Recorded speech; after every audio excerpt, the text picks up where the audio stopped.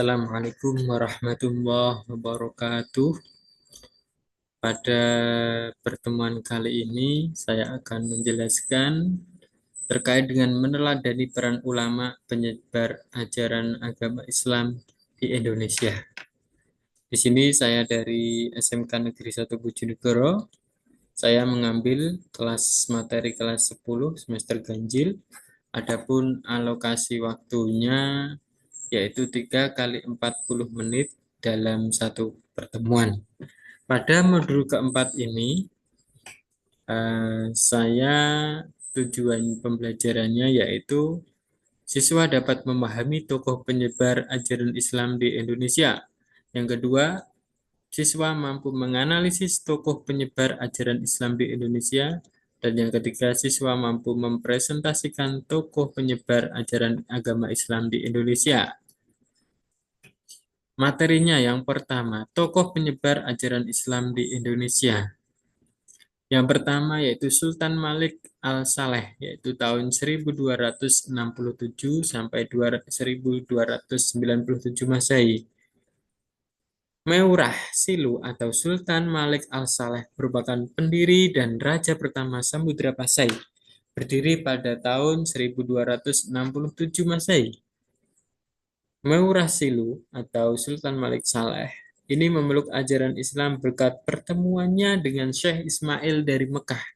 Setelah masuk Islam, Meurah Silu bergelar Sultan Malik Al-Saleh dan berkuasa selama 29 tahun. Kesultanan Samudra Pasai merupakan gabungan dari Kerajaan Peurla dan Kerajaan Pasai. Sultan Malik Al-Saleh merupakan tokoh penyebar ajaran Islam di Nusantara dan Asia Tenggara. Hal ini disebabkan oleh kuatnya pengaruh kekuasaan Samudra Pasai di bawah kepemimpinan beliau. Semasa berkuasa, sempat menerima kunjungan dari Marco Polo. Dan menurut catatan Marco Polo, Sultan Malik Saleh merupakan raja yang kaya dan kuat pengaruhnya. Beliau wafat pada tahun 1297 Masehi dan kepemimpinan Samudra Pasai digantikan oleh Sultan Muhammad Malik Az-Zahir pada tahun 1297 sampai 1326.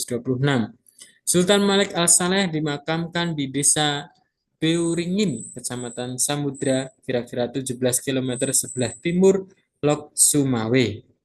Di nisan Sultan Malik Al-Saleh tertulis aksara Arab yang terjemahnya ini adalah makam almarhum yang diampuni, yang kuat dalam beribadah, sang penakluk yang bergelar Sultan Malik Al-Saleh. Yang kedua yaitu Sultan Ahmad pada tahun 1326 sampai 1348. Beliau merupakan Sultan Samudra Pasai yang ketiga, bergelar Sultan Malik At-Thohir II. Pada masa pemerintahannya, Kesultanan Samudra Pasai dikunjungi oleh seorang penjelajah dari Maroko yaitu Ibnu Batutah. Menurut catatan Ibnu Batutah, Sultan Ahmad sangat memperhatikan perkembangan dan kemajuan agama Islam. Beliau berusaha keras untuk menyebarkan ajaran Islam ke berbagai wilayah di sekitar Samudra Pasai.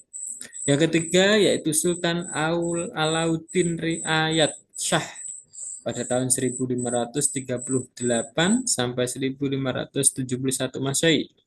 Beliau merupakan Sultan Aceh ketiga, terkenal sebagai peletak dasar kejayaan Kesultanan Aceh. Hubungan baik dengan Kesultanan Turki, Utsmani, dan kerajaan-kerajaan Islam lainnya menjadikan pemerintahannya semakin kuat. Bahkan militer Kesultanan Aceh terkenal handal karena mendapat bantuan dari Kesultanan Turki Utsmani. Sultan Alauddin Riayat Shah berperan dan berjasa dalam penyebaran Islam di wilayah Aceh. Beliau mendatangkan ulama-ulama dari Persia dan India untuk mengajarkan ajaran agama Islam di Kesultanan Aceh. Setelah terbentuk untuk kader-kader pendakwah, selanjutnya dikirim ke daerah pedalaman Sumatera untuk menyampaikan ajaran Islam. Bahkan pada masa kepemimpinannya, ajaran Islam sampai ke Minangkabau dan Indrapura. Yang keempat yaitu Wali Songo. 1404 Masehi sampai 1546 Masehi. Wali Songo merupakan 9 wali atau sunan yang menjadi pelopor penyebar ajaran Islam di Pulau Jawa. Mereka adalah yang pertama Maulana Malik Ibrahim atau bisa dikenal dengan Sunan Gresik. Yang kedua Raden Rahmat, Sunan Ampel. Yang ketiga Maulana Magdum, Sunan Bonang yang ada di Tuban. Kemudian Raden Paku, Sunan Giri yang ada di Gresik. Syarifuddin, Sunan Derajat yang ada di Lamongan. Yang keenam Raden Masyahid, Sunan Kalijogo. Yang ketujuh Ja'far Shadiq, Sunan Kudus. Yang kedelapan Raden Umar Said, Sunan Muria. Dan yang kesembilan Syarif Hidayatullah atau Sunan Gunung Jati.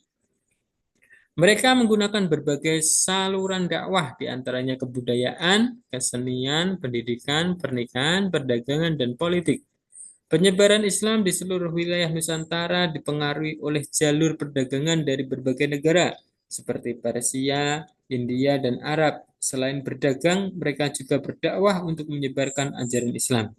Selanjutnya, untuk proses dakwah Islam melalui pesantren yang digagas oleh Wali Songo sangat efektif untuk menyebarkan ajaran Islam di pelosok pedesaan. Kelima atau yaitu Sultan Alauddin. Sultan Alauddin nama aslinya adalah Imangangrangi Daeng Mandrapia.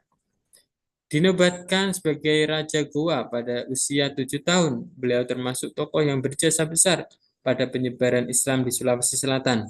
Beliau merupakan Raja Goa pertama yang masuk Islam bersama Raja Talo. Oleh karenanya, rakyat Goa sampai Talo secara bertahap memeluk agama Islam. Penyebaran ajaran Islam pada masa pemerintahan Sultan Alauddin mencapai daerah Buton dan Dompu atau Sumbawa, termasuk berhasil mengislamkan kerajaan Sopeng, Wajo, dan Bone.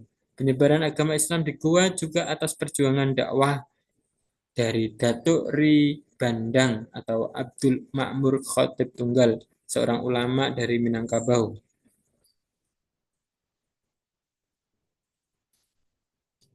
Yang keenam, Datuk Tunggang Parangan merupakan Habib Hashim bin Musayyah bin Abdullah bin Yahya merupakan seorang ulama Minangkabau yang berdakwah di Kutai Kartanegara.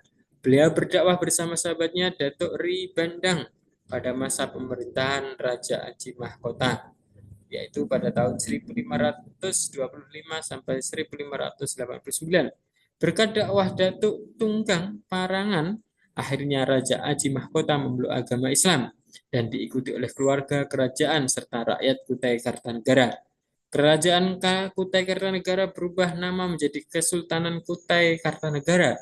Agama Islam berkembang pesat pada masa ini. Bahkan undang-undang negara berlandaskan pada ajaran Islam. Datuk Tunggang Parangan berdakwah di Kutai hingga akhir hayatnya. Setelah wafat, beliau dimakamkan di Kutai Lama, Kecamatan Angana, Kabupaten Kutai Kartanegara, Kalimantan Timur. Yang G yaitu Sultan Zainal Abidin, beliau memerintah Kesultanan Ternate pada kurun waktu 1486 sampai 1500 Masehi. Sejak usia beliau mendapatkan pendidikan agama dari ayahnya dan dari seorang ulama bernama Datuk Maulana Husain.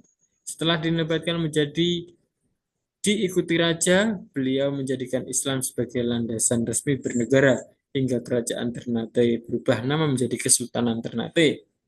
Sultan Zainal Abidin berangkat ke Pulau Jawa pada tahun 1494 Masehi. Tujuannya yaitu untuk memperdalam ilmu agama di pesantren Sunan Giri, Jawa Timur.